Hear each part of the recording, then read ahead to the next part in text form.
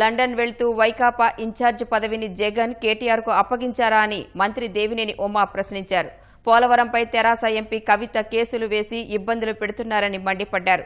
రాష్ట్ర జలవనరుల శాఖ జాతీయ స్థాయిలో 7 అవార్డులు సాధించి దేశంలోనే 3వ స్థానంలో నిలిచిందని గుర్తు చేశారు. పోలవరం పునాదులు లేవలేదని చెబుతున్న జగన్ ఇప్పటి వరకు ప్రాజెక్టును సందర్శించలేదని విమర్శించారు. ఐసీపీ టీఆర్ఎస్ జోడీ మీ రిటర్న్ గిఫ్ట్లు కాదు, మీకు కంబైన్డ్ గిఫ్ట్ ఇవ్వడానికి తెలుగు ప్రజలు సిద్ధంగా ఉన్నారు. ఏమి పవిత్ర బంధం మీది.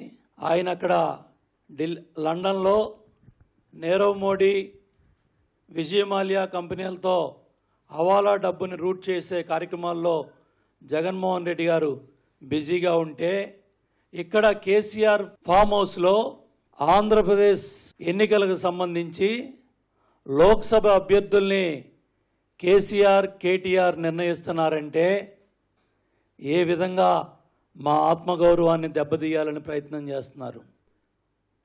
మమ్మల్ని నానా మాటలని ఇవాళ కేసీఆర్ కేటీఆర్ ఇవాళ సామంతరాజు జగన్మోహన్ రెడ్డిని ఇక్కడ పెట్టుకొని మా ప్రాంత ప్రయోజనాలను దెబ్బతీయటానికి 12 సిబిఐ ఈడీ కేసుల్లో ముద్దాయిగా ఉన్న ఒక అవినీతి పరుణ్ణి మీ లోటస్ పాండ్లో హైదరాబాదులో పెట్టుకొని ఇవాళ మా రాష్ట్రం మీద పెత్తనం చేయాలని కేసీఆర్ కేటీఆర్ ప్రయత్నం చేస్తూ ఉన్నారు.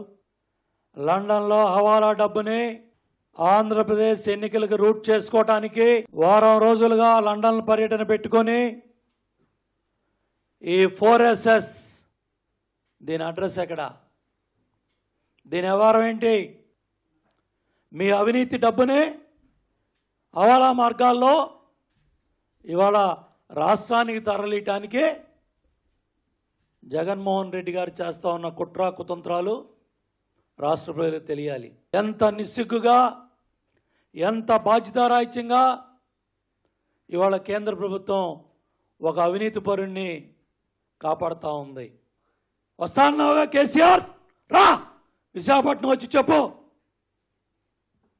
లేకపోతే 1వ తారీఖున ముగ్గురు కలిసి విశాఖపట్నం బహిరంగ సభలో మీ రాజకీయాలన్నీ కూడా బయట పెట్టండి.